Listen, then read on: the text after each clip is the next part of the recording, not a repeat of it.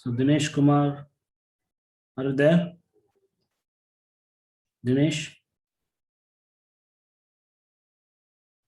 Dinesh Kumar, are you there? Sachin KR?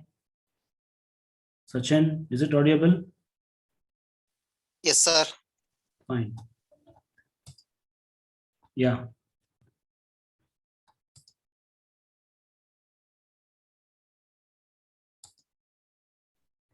Right. So if you are there, so in the last class, so we were seeing this particular figure. So this figure is nothing but the scheduling of the processes. So once the process arrives, so those new processes or the process request will be stored in the arrived request queue. And from the arrived request queue, so once the process has been scheduled, so then the process will be moved from arrived request queue to the pending request queue. And we have seen the preemption process as well. So once the timestamp of the process is been over, or once the timestamp elapses, so the process will be again preempted and placed in the pending queue. And regarding this particular figure, so we had seen so many parameters or definitions or the terms, so like namely arrival time, admission time, completion time, deadline, etc. And I also told that you have still more terms, still more definitions are pending, and these terms will be coming into picture while we are discussing the scheduling algorithms. So namely, we have two types of scheduling algorithms.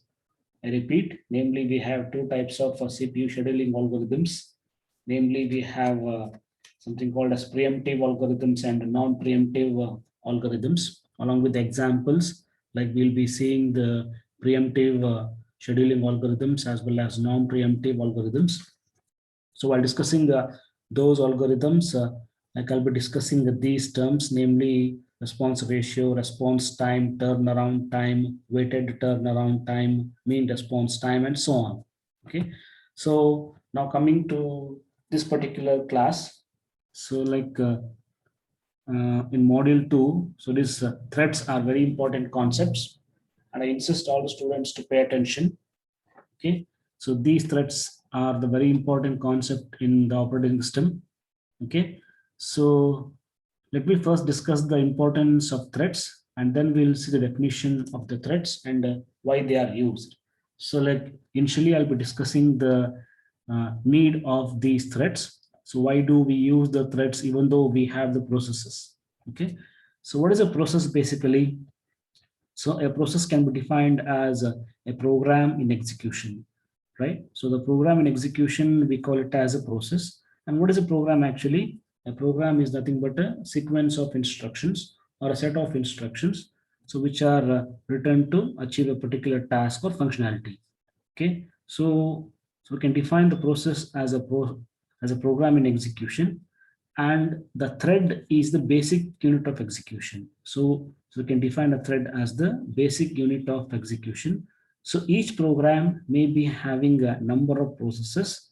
Okay, so each program will be divided into so many processes, and each process can have a number of threads executing in it. Okay, so what I said right now is been shown like using a simple flow chart. So where we have a big, huge or a large program. So we have a complex program, and this particular program will not be executed at a stretch. Okay, so what we do is I'll be dividing this complex program, huge program, large program into number of simple processes. Okay, and I can handle each process individually. Okay, so we have a large program. So this large program, huge program, or complex program will be divided into number of processes. Okay, and each process can be again divided into so many threads. Okay, and according to this, so this one process is been divided into say thread 1, thread 2, and thread 3. Okay, and I can assign, okay, each thread can be assigned with a different task. Okay, so if I assign so different tasks to each and every thread, say for example, this thread 1 can be used for displaying a web page, and this thread 2 can be used for say downloading a document, and I can use this thread 3 so as to have the interaction with the user and with the web page, etc. So what I mean to say is here each process is divided into so many threads, okay, and all these threads are belonging to so this one particular individual process where each thread is being assigned with a different task. Hence, what we are achieving here is something called as concurrency. Okay, so we can execute the individual process right concurrently. Hence, we have an increased level of concurrency if I go for a use of threads. Okay, yeah. So same thing like I've written here. So dividing a complex task into number of simple tasks and handled by the child process. So by doing this, what we'll achieve is that we'll be able to achieve the uh, increased speed of execution. So we can have the increased speed of execution as well as you can achieve increased concurrency. Okay, why? Because you can execute a number of processes, okay, concurrently. Okay, so we know that an application uses concurrent processes to speed up their speed of execution. Okay, so as the size of the process state information is large, so what can be done is I'll be dividing this large program, huge program into number of processes, where again each process is being divided into so many threads. And say for example, like here in the diagram, like here in the diagram, I can show that so this thread 1, thread 2, and thread 3 are the three number of threads of this particular process. Okay, so where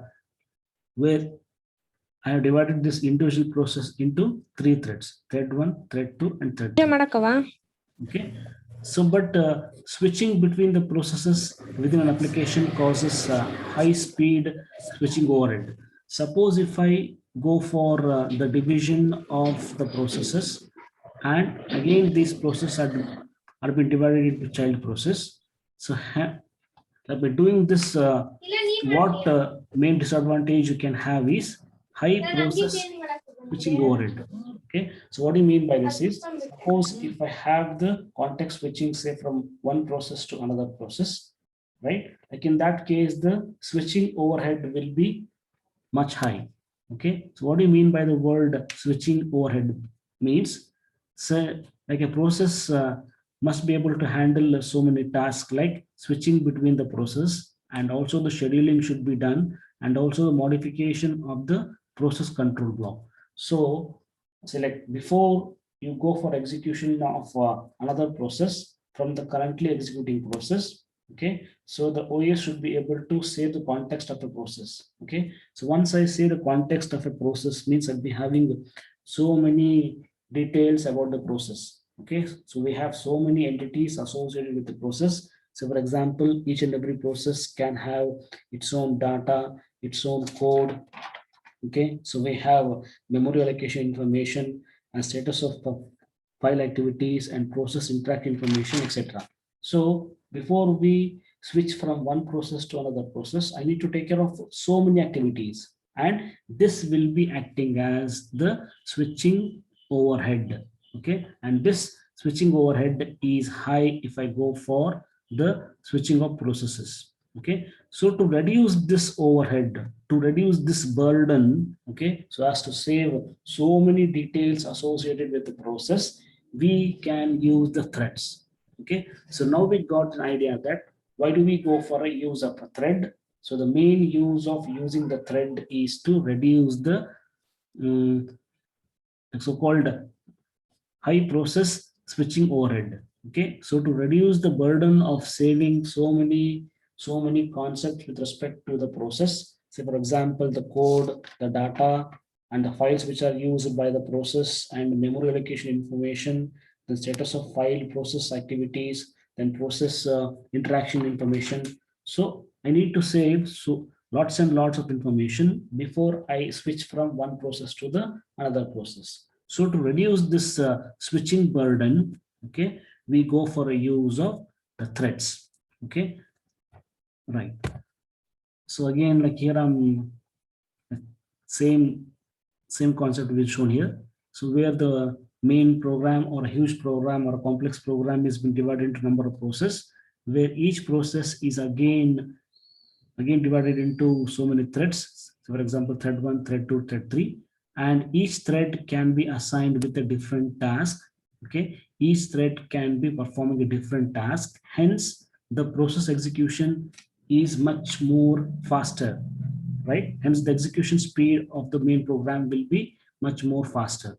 Okay, so for example, the thread 1 can be assigned to display operation, and I can assign this thread to so as to perform the downloading operation, and I can assign this thread 3 so as to perform user to interact with the web page. So here the basic concept is I can assign the different tasks for each and every thread.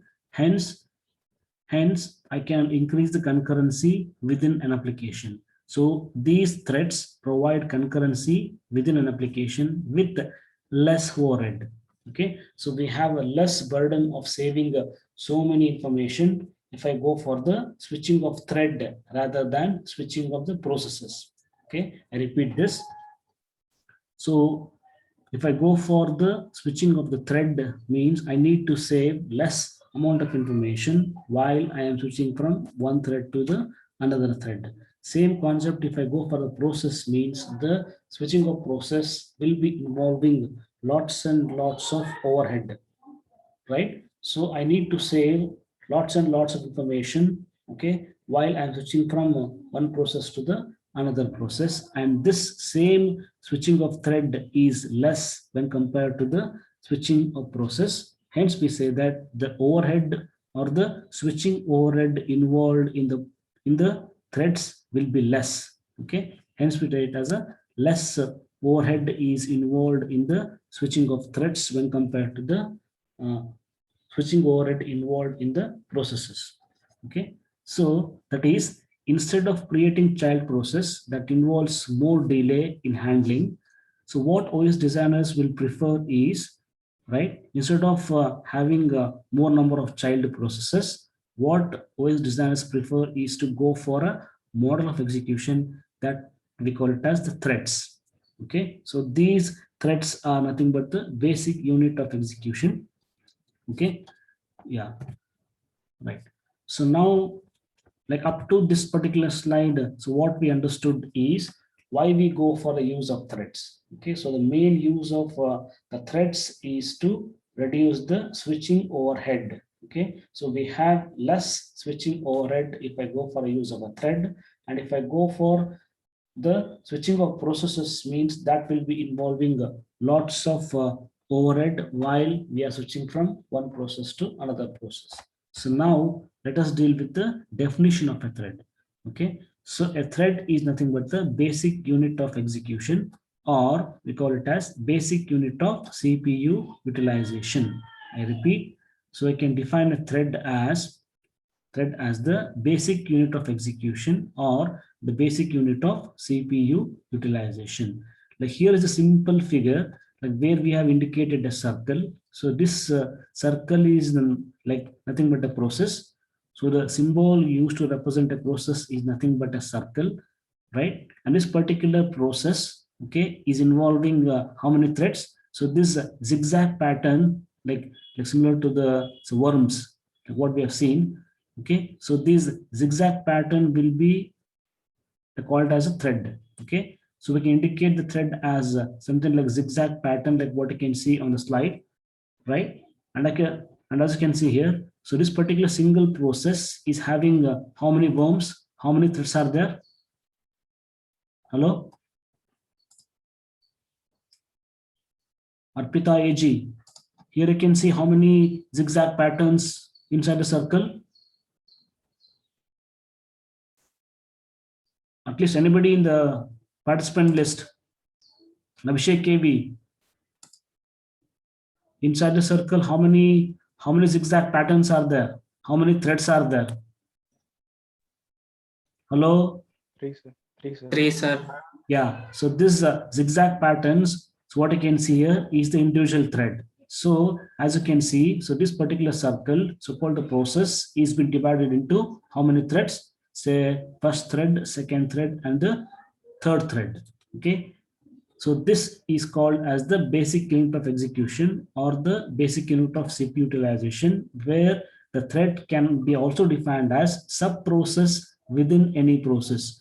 So this particular single process indicated by a big circle is having again 3 more sub-processes. So these sub-processes of the main process can be called as a thread.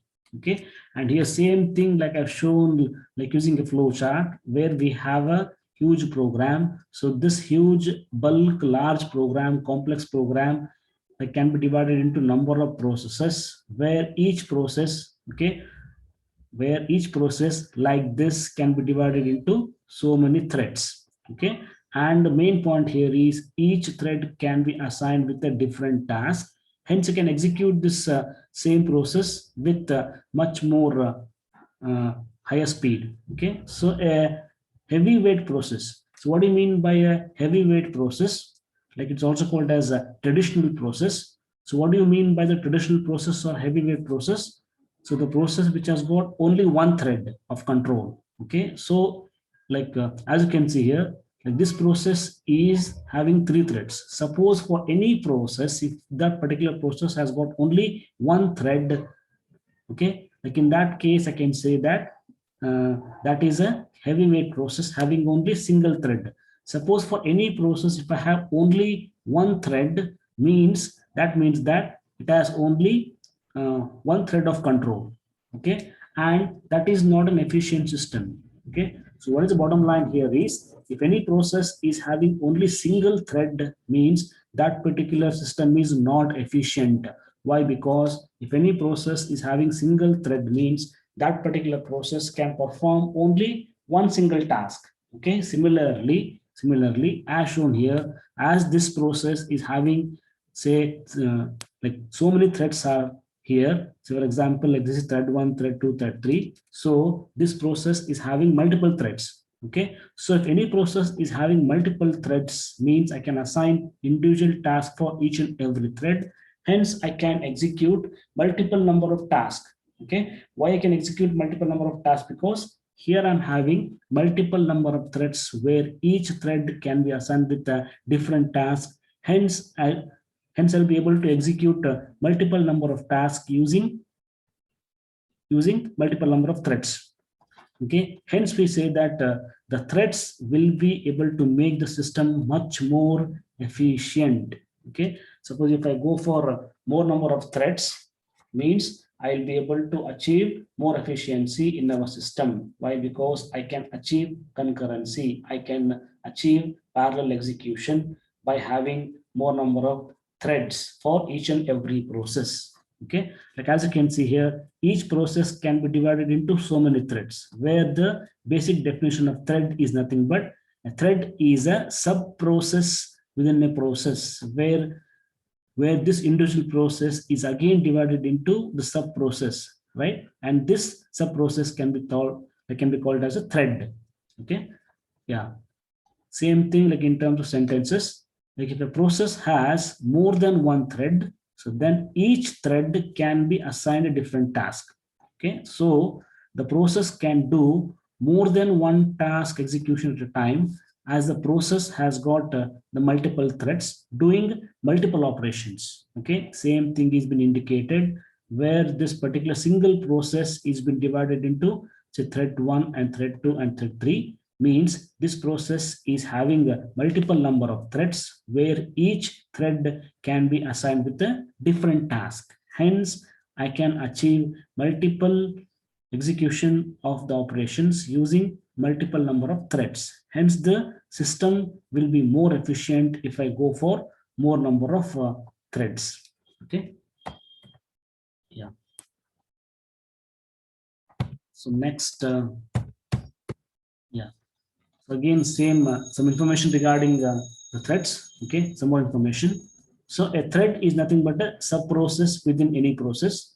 Okay, hence we call this thread as a lightweight process. Okay, and all the threads will be created by the process itself, right? So we can have here one more definition. A thread is a lightweight process created by a process. Okay, hence we call this thread as a sub process within the process. Okay, like as you can see, like in the same figure, so this particular single process indicated by a circle is having 3 threads.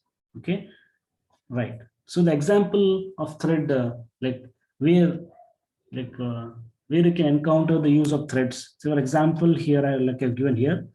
Say in Word document, suppose if you're typing say some words in the Word document, okay, so this Word document can be considered as a main process. And if you do some mistakes while typing the word, okay, like in that case, so what OS will do is like the OS will indicate that wrong word like in the red color, as well as the word will be underlined. Like have you noticed this? So while typing in a Word document, like if I do or commit any mistake in the spellings, okay, so those wrong words will be indicated in the red color, as well as the words will be underlined. So like this indication of the wrong spelling will be taken care by a thread. Okay, so this Word document is becoming the main process, and inside the main process, a a small task of indicating the wrong spelling will be taken care by the thread. And second example of thread, so what we have seen, what we have experienced is, say if the autosave command is selected, and if you don't save the file after 5 seconds, so then it will be automatically saved. So this automatic saving of document, like even though like the file is not being saved manually, right? Like even then the automatic saving of the file will be taken care by a separate thread. Okay, so these two are the examples what you can write on the examination. So for a thread where the thread is nothing but the sub process within a main process. Okay, so the processes are used to execute large or heavyweight jobs such as working in a Word document. Okay, so while the threads are used to carry out smaller or lighter weight jobs. Okay, so for this reason, like we call this thread as a lightweight process. Why? Because these threads are used to carry out smaller or lightweight jobs such as auto saving a Word document. Okay, is that clear?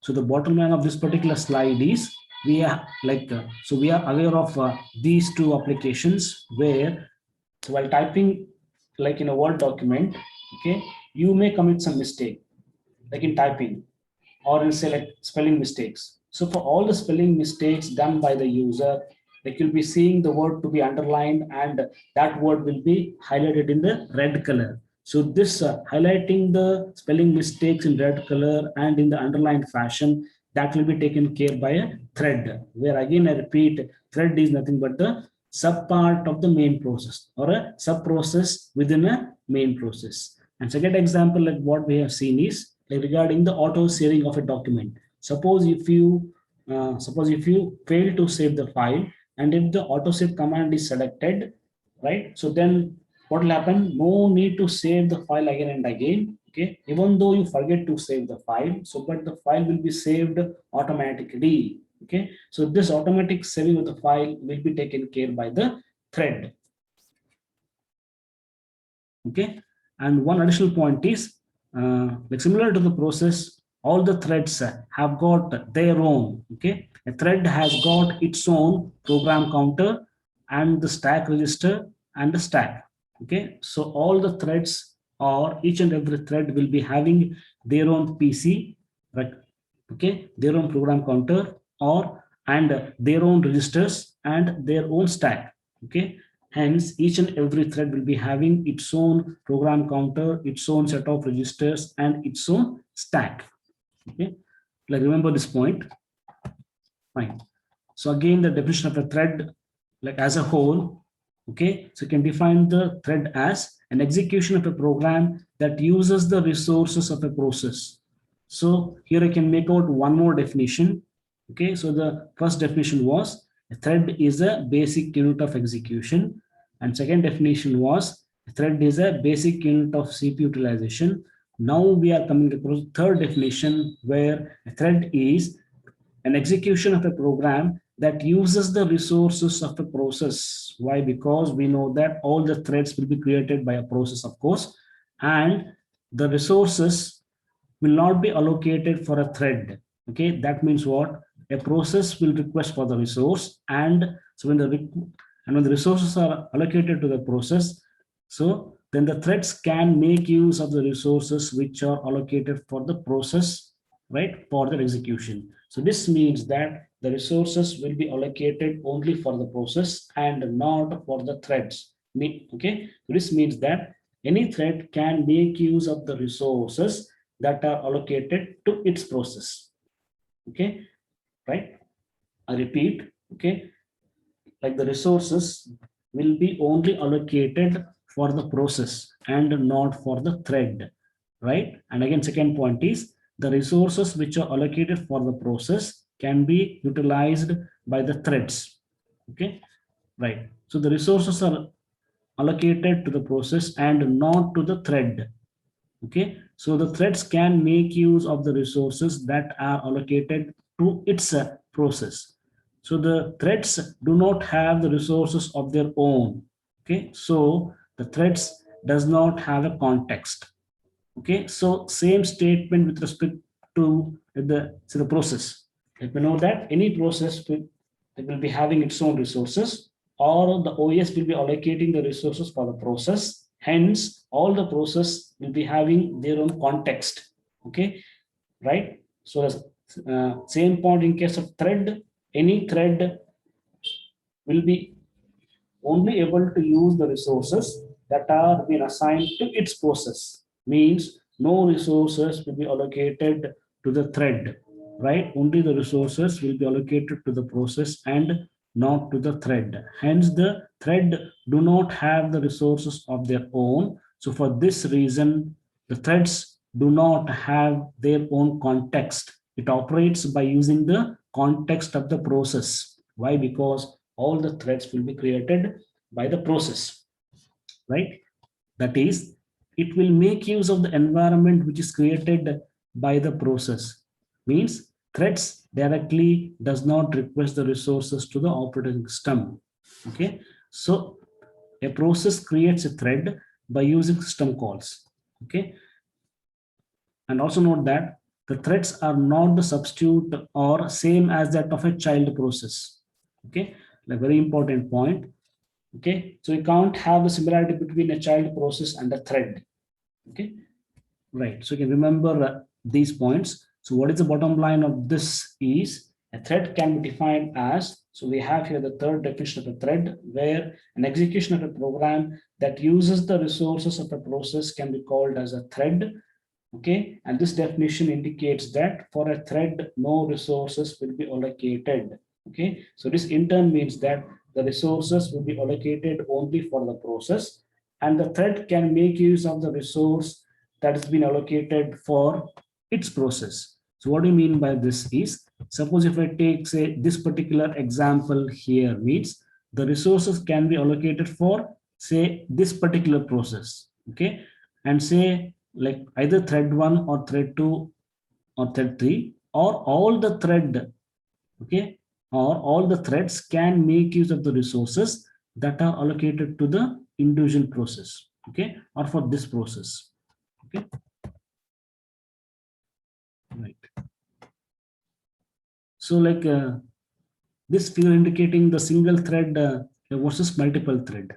Okay, so this figure is taken from your second reference book, right? Like in your syllabus, you can see that like this particular diagram or figure, like which is indicating the single thread and the multiple thread. So this like so-called rectangular box is indicating a single process. Okay, and this particular process, like indicated by a rectangular box, is having only single thread. Okay, and this like and this single thread is having its own register, its own program counter, and its own stack. Okay, and say these data and files and the code are belonging to the so-called process.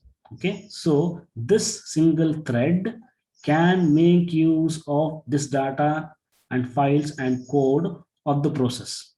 Okay, right? Are you following this? So this rectangular box is nothing but a single process, and this single process is is creating only single thread. Hence, we can call this as a heavyweight process or a traditional process. Why? Because so for this particular single process, okay, so this process is creating only single thread, okay, and this thread is having its own register, its own program counter, and its own stack. And we are aware of the use of register, I mean the meaning of register and its use, and the meaning of program counter and its use, and the meaning of the stack and its use. Okay, so the bottom line here is that this is indicating a single thread, okay, and this figure is indicating the multiple threads. So why this figure is called as a multiple threads? Because so this single process, like indicated by a big rectangular box, is creating 1, 2, 3, means say first thread, second thread, and third thread. So this particular single process is creating 3 threads, where each and every thread is having its own register, its own counter, its own stack. Okay, that means that say the first thread is having its own register, its own counter, and its own stack. Similarly, second thread is having its own register, its own program counter, and its own stack. Similarly, third thread is having its own register, its own counter, and its own stack. So let's say this proves that, okay, individual threads they will be having their own register, their own counter, and their own stack registers. And regarding this data, files, and code, so these belong to this particular single process, and all the threads can share these data, these files, and these codes belonging to this single process. Okay, yeah. Okay, coming to this, right? A process has created only single thread, right? Like as seen here. So this process can perform only one task at a time. Why the single process can perform only one task at a time? Because this single process is creating only single thread as shown here. So whereas, like if suppose if you see this particular figure means, so this diagram is indicating the multiple threads. Why this is called as multiple thread? Because so this process is able to create the 3 amount of threads, okay, like as shown here, thread 1, thread 2, and thread 3. And each thread is having their own registers, their own program counter, and their own stacks, okay. And all the information, all the context of a process, namely the code and the files used and the code of the process, can be shared between all these 3 threads. Okay, means these 3 threads can share the context of the process. Why? Because these threads are created by the process. Hence all the threads can share the process context, namely the code of the process and the files of the process and the data of the process. So here a process has created 3 threads, right? So all are having their own registers and their own program counter and their own stack, like as seen here. Okay, all these can share the data, files, and codes between them. Means all these 3 threads can share the data and the files and the code of the process. So this process can perform multiple tasks at a time, as each thread is performing different tasks. Like as I told, I can assign different tasks to each and every thread. Hence, I can execute the process in a much more faster way. Hence, I can achieve more concurrency if I go for a use of multiple threads. Okay. And when compared to the single thread, where this particular single thread can execute only single task at a time. Okay. And when compared to this multiple thread, so this multiple thread is having 3 number of threads. Hence, I can achieve much more concurrency, right? Like in case of a multiple thread concept. Okay. So you can take care of these 2 figures as well.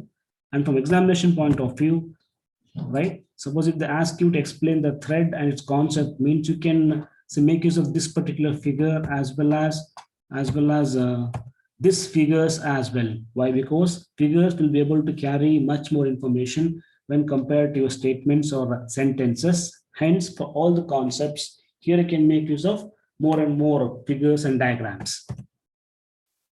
Okay, so regarding the next topic is the advantage of threads. Okay, so the first advantage of thread is so these threads will be able to minimize the context switching time. Like as we discussed here, the context switching time of a process is more when compared to the context switching time of a thread. Okay, so why the context switching time is more for a process? Because when we are switching from first process to the second process, okay, I need to save more information regarding the first process before I go for execution of second process. Okay, means the process will be having a more context when compared to the context of a thread. Okay, hence the switching time of process is more, and the switching time of the switching time of the threads will be less. Okay, so the use of threads provides concurrency within a process, right? How it is possible? Because each and every thread, right, can be assigned with a different task. Okay, right? So like within the process, each thread can execute each thread can be executed concurrently, like according to like this particular figure. Okay, so what we have seen earlier, so here each thread can be assigned with a different task, hence the whole process can be executed in a faster way. Okay. And third advantage of thread is efficient communication.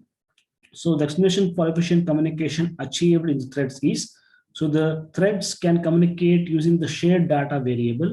So but in case of process, the entire process needs to be switched from one point to the another. Hence, you can avoid the use of system calls. Okay, like in case of the switching of the process, I need to go for a use of system calls. But for having the communication, like in terms of threads, okay, so the threads can communicate each other using the shared data variable, right? Hence, we can achieve efficient communication in case of threads. Okay, and fourth advantage is like it is easy to create and context switch the threads. Okay, yeah. So why this is? Because like any, say, individual process can create a number of threads. Okay, so based upon the application and complexity, each process can create so many number of threads, where each thread can be assigned a different task to be executed within it. And fifth advantage is threads can execute in parallel on the multi-processors. Sixth advantage, so with threads, an application can avoid per process overhead. So for example, the thread creation and deletion and switching easier than the process. Hence, the overhead involved in the switching of the threads is less, okay, when compared to the switching overhead what we saw in the processes. And last advantage is threads have full access to the address space. Hence, easy sharing of information is possible, as the threads are able to share the resources and the memory of the process to which they belong. Okay, like this we have seen earlier also, where the resources will be only assigned to the process and not for the threads. Okay, hence the threads can make use of the resources, right, and the memory, okay, which belongs to the main process. Okay, hence you have the full access of the address space, right? So you can mention like these advantages, and explanation regarding each and every advantage is like has been rightly mentioned here.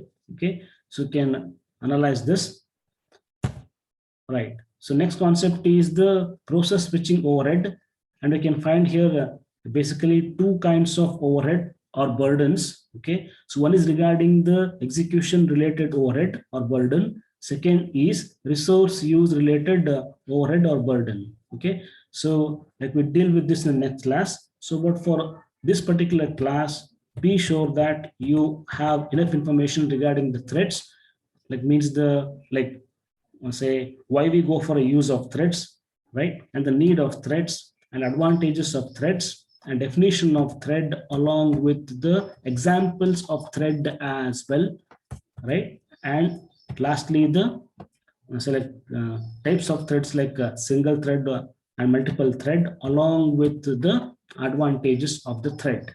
Okay, so for now we can just log out. Okay,